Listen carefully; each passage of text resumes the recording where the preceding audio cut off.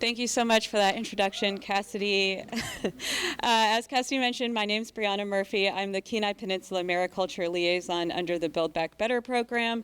I work with Chugach Regional Resources Commission and the Alutiiq Pride Marine Institute based down in Seward. That's a photo of our facility down in Seward along the waterfront there. APMI is a Mariculture Technical Center. We were founded in the 1990s with criminal settlement funds from the Exxon Valdez oil spill, and we were managed first by the city of Seward and what was then the Marathon Native Tribe, now Chugach Native Tribe, before Chugach Regional Resources Commission, or CIRC, took over operation and management of the facility in the early 2000s. CIRC is a regional nonprofit and tribal consortium that was founded by 7 tribes within the Chugach region in 1984. It was founded basically to preserve and manage the natural resource interests of those 7 tribes and to provide economic development, respond to their economic development needs.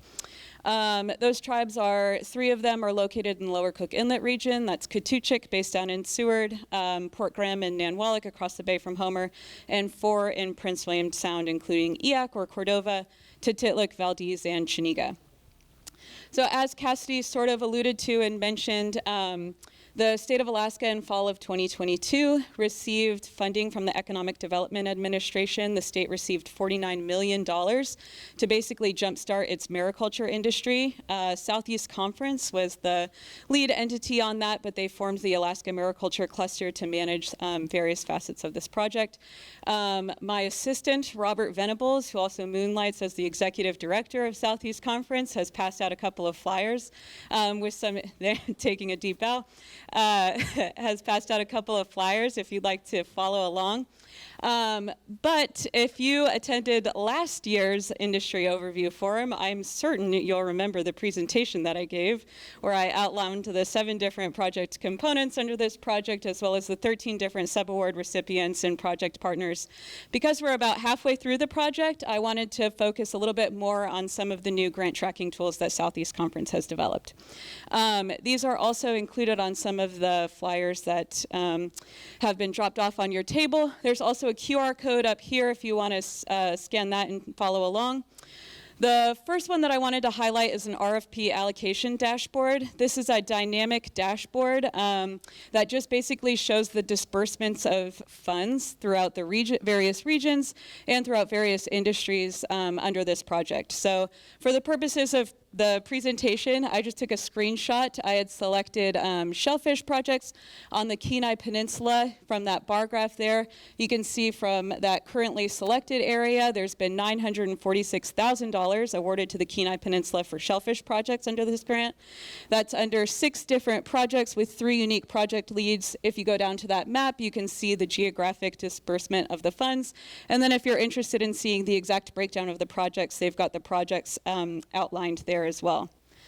The other grant tracking tool that Southeast Conference just came out that focuses a bit more on the specifics of the various projects is the AMC Airtable database. Again, there's a QR code up there if you want to scan it, but this one's also on the AMC flyer that Robert dropped off. This one just breaks things down a little bit more specifically. Again, this is just a screenshot of that Airtable database. You can group it by several different features depending on what you're interested in. I've grouped this by projects on the Kenai Peninsula, grouped by region. So you can see the titles of each of the projects. You can see the entity responsible for dispersing the funds, the various subawardees.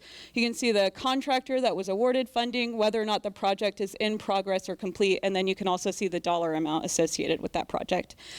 If you're reading through the Airtable database and you find a title of a project that really piques your interest, you can click the Learn More or the RFP section to learn a little bit more about the project. If the project has concluded, if it's got completed on that in progress or the status bar over there, you can see the final report that's been uploaded to the AMC website. If it's in progress, you can just reach out to the contract leads on those projects. Right. One project that I wanted to highlight under the Build Back Better program was one that CERC received funding for. I'm sure it's not a surprise to a lot of people in this room to know that bivalves have been declining in South Central Alaska since the Exxon Valdez oil spill. Many shellfish biologists have agreed that those populations are unlikely to recover without some kind of intervention. So for over 30 years, CERC and APMI have actually been participating in rehabilitation and enhancement strategies for shellfish populations, but we've had a hard time measuring the efficacy of these strategies. So basically, CERC and APMI have been collecting broodstock, spawning them at APMI's facility down in Seward, and then outplanting them again in an attempt to help boost wild stock populations. But we haven't had a way of testing like the survivability of hatchery-raised clams or seeing how they're really interacting with wild stock populations. So with support from the Build Back Better program, this upcoming spring and summer, we're going to be participating in a mark and recapture study with the Homer Area Fish and Game Office.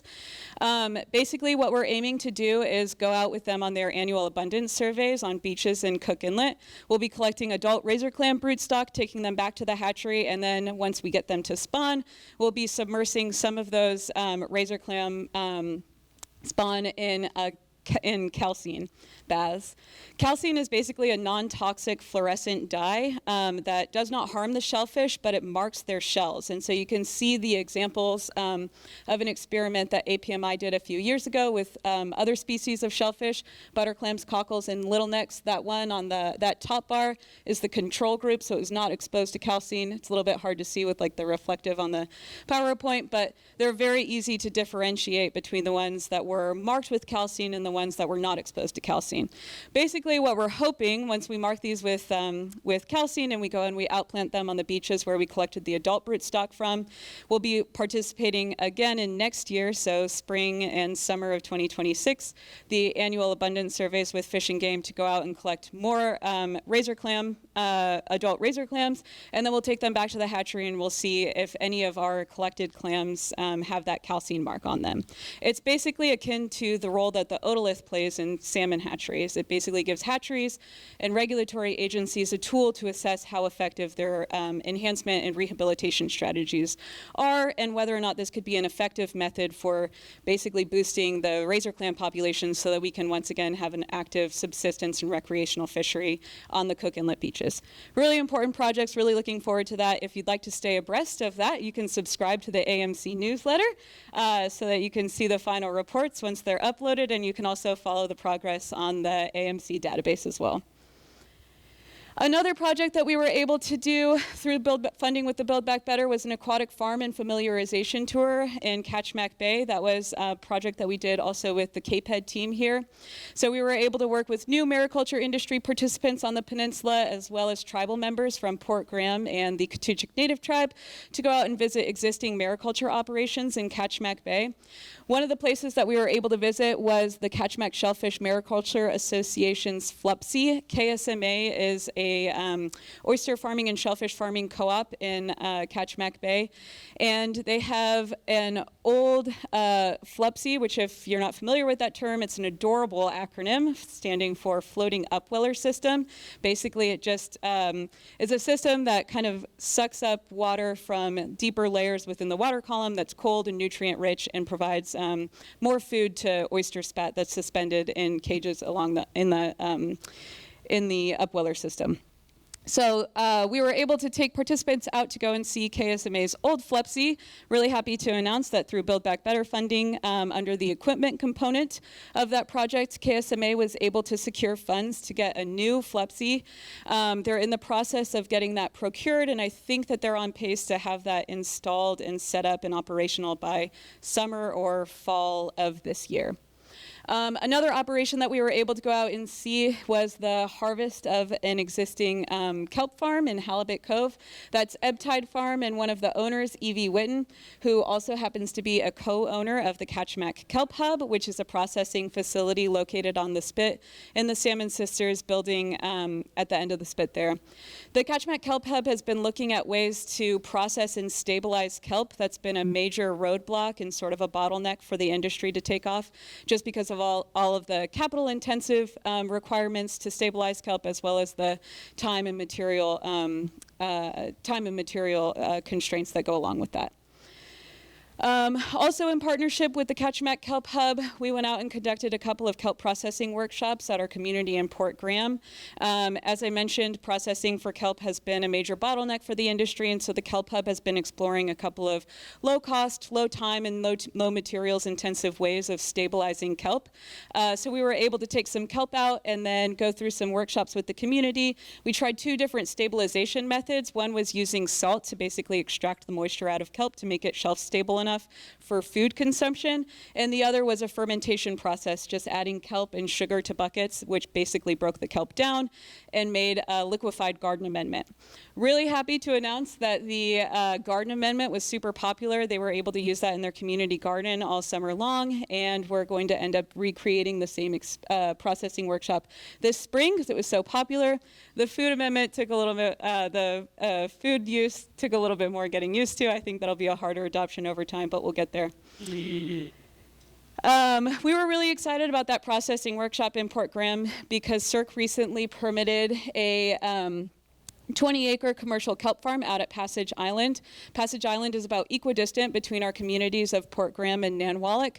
And so we're hoping our long-term plans are to be able to transfer that commercial lease over to those communities, either to the tribal councils or to individuals who are interested in participating in the mariculture industry. So this first year, we've been operating the farm in partnership with community samplers and the Port Graham Corporation, who we're contracting with to conduct the harvest in just a few weeks, and hopefully we'll be able to get some interested participants to do the outplanting next year.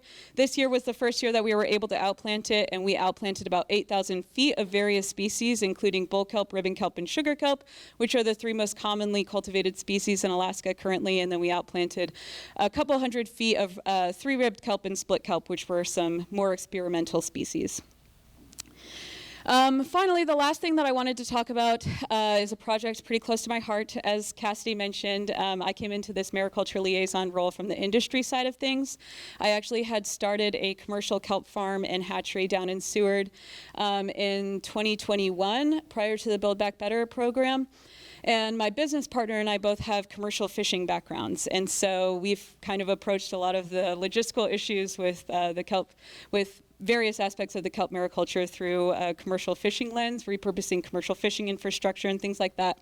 So one of the ways that we were hoping to repurpose commercial fishing infrastructure is through the development of a mobile kelp processing facility. As I mentioned, kelp processing for farmers has proven to be a huge bottleneck. There's a lot of time sensitive logistics to manage when you're managing the volume, the harvest of a large volume of kelp biomass. And so the mobile kelp processor that we developed was just basically a commercial salmon tender repurposed for the purposes of harvesting kelp on water and just alleviating some of those on water logistics for farmers, helping them with the harvesting and the stabilization and the transportation logistics when you're talking about large volumes of kelp biomass. I don't know if we have time to watch the video. Through funding with Southeast Conference and Build Back Better, we were able to work with a Prince William Sound farmer in spring of 2024, and then we also secured additional funding under this program through Alaska Fisheries Development Foundation's Joint Innovations Projects to be able to work with 3 additional farmers this upcoming spring, summer. We'll be heading out for that in mid-May, and I don't know if you want to press play there. We have just a short video that kind of goes over the process provides a visual for the harvesting process. I think if you just click the link up there.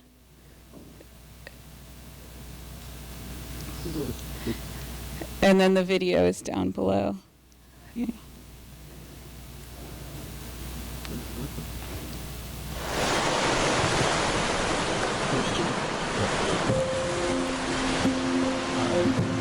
Mothers in Millions started in fall of 2021. I was talking with a friend of mine, and I was absolutely agonizing over the health and wellness of our little baby gametophytes growing in the hatchery. And I think she kind of wanted to change the subject, and she rolled her eyes at me and said, "Oh my God, you sound like a mom." And I said, "I am a mom. I'm a mother to millions." And the name and the identity just kind of stuck from there. We both have a background in commercial fishing, so when we entered the mariculture space, it just made sense to leverage our access to fishing infrastructure, and as a result, we sort of have an on-water approach to how we see our role in this industry. By having a mobile platform, we were able to permit our first hatchery within a couple of months. One of the primary benefits to our mobile design is that we were able to operate in 3 different harbors in 3 different growing seasons, so we could use one set of assets to work with several different communities by making them mobile.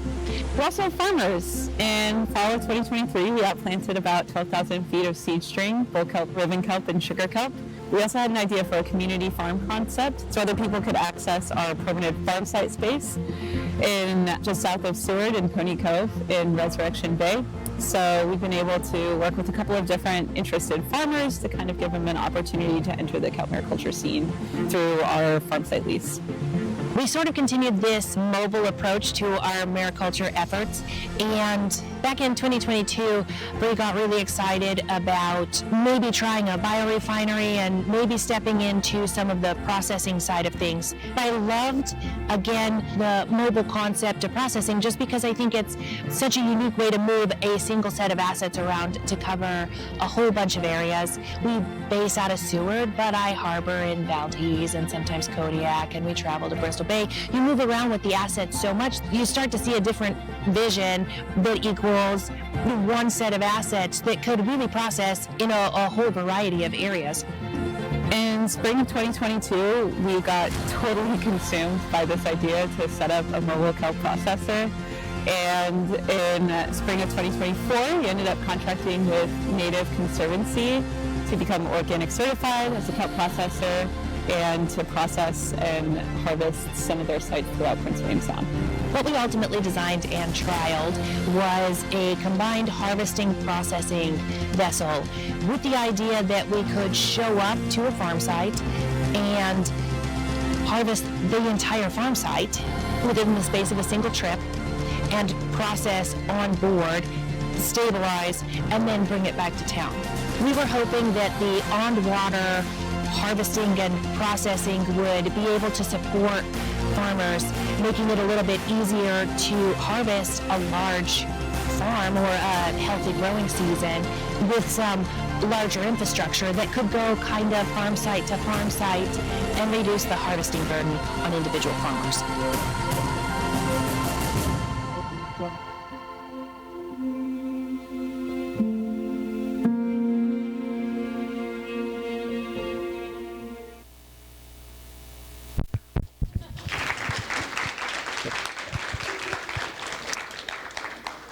That video is very fun. And yeah, I'm really excited that we get to try that again this upcoming growing season. I'm really excited about the possibility of sort of linking all these disparate farms located throughout all these coastal communities through some on-water infrastructure, very similar to the idea behind salmon tenders. I think that's about all I had. I'm sorry, Robert, there's so much going on under this Build Back Better program. I only had 15 minutes, but if you're interested in staying apprised, I really encourage you to scan the QR code at the bottom of this particular flyer, subscribe to the AMC newsletter so that you can stay abreast of any events, workshops, things that are going on under the grant, and then yeah, please do check out some of those grant tracking tools so you can get a sense of what's going on, not just within the Kenai Peninsula, but throughout all of coastal Alaska under this project as well.